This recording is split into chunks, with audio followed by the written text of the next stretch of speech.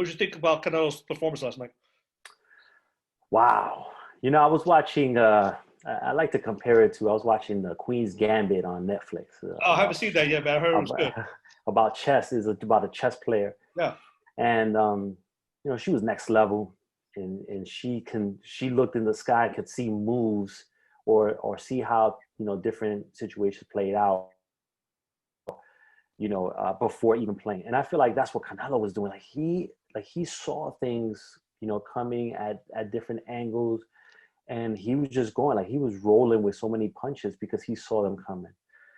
There were some instances where, and I love this when he did a fake left hook, but then finished it with a left uppercut. But it was like in a matter of a blink, a split second that he I saw did that. it, and I was like, man, like this guy is on some next level. Hey, I'm the final master on a Double Dragon video game. Like this guy is, this Yeah, guy is that guy, and we're just watching. It's almost like we're watching Picasso paint, create art in our time, and we have to just appreciate that. So I think it was a masterclass performance, and it just shows that the level that he's at is there ain't too many people at that level. correct. And then uh, so yeah, he put on a world class performance, and now he has reached this level of reminds me of Barry Gordon's Last Dragon when he got the glow. Yeah, he's at that level, man. He probably could stop bullets with his teeth too. They let him, but it was a masterclass performance, and it just one or two things you could take away from watching a fight like that. Because again, in my opinion, Caleb Smith is no bum. He's a very game fighter, and he had all the build to make trouble for Canelo. He was tall, he was long. I mean, he could punch, uh, but he didn't fight the right fight.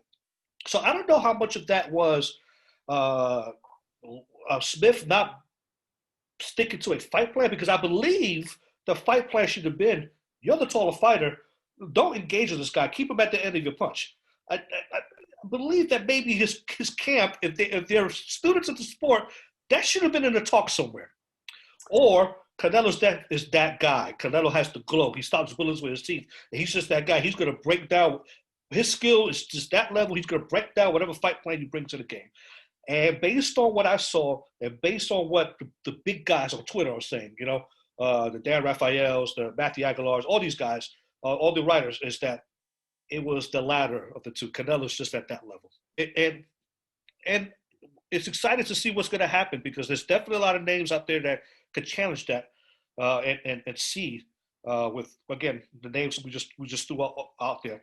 And Golovkin fought the day before. The reason why I bring Golovkin up is because his name is being thrown in the mix of maybe with the third fight with Canelo. But based on what I saw, and based on what people are saying, the maturity after the second fight between Canelo and Golovkin, one is way has matured. Fight game has matured a lot better than the other, and is leaning towards where if Canelo and Golovkin were to have a third fight, then it wouldn't even be a match for Canelo. Do you agree?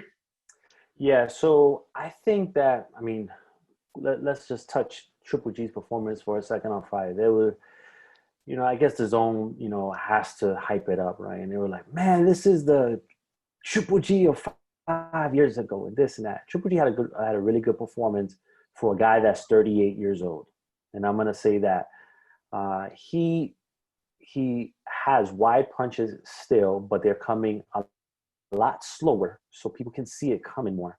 Especially when you start talking about world class guys, he still has the power, still has the chin, but in between rounds he was breathing awfully heavy.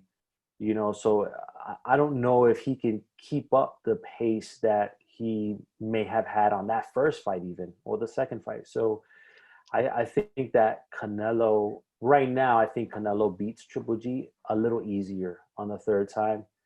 I don't think that fight's going to happen, to be honest. I think it's Triple G versus Munguia uh, before Triple G versus Canelo.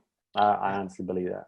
Yeah, I saw talks about Triple G and Mugia, and then, but that the middleweight division between the 160 and 170, that those weights where people could go up and down fairly easily for some people, and maybe not so for others. But there are a lot of fights to be made uh, in that division. I hope they get around to making them because number one, some of these guys have fought their way up, made their bones, and they deserve a shot at the pound for pound king, which right now people are saying is Canelo.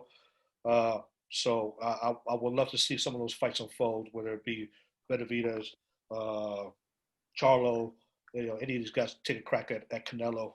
And then for Triple G, I think when you're a champion, as long as he was, and you gave two good outings against Canelo, one arguably a win in his favor or a draw in the first fight, and then in the second fight, the margins weren't that far off. I think we give the man a little bit more respect, and at least just on the respect aspect alone. And maybe if nobody else is taking the Canelo fight, then maybe we give him the third fight.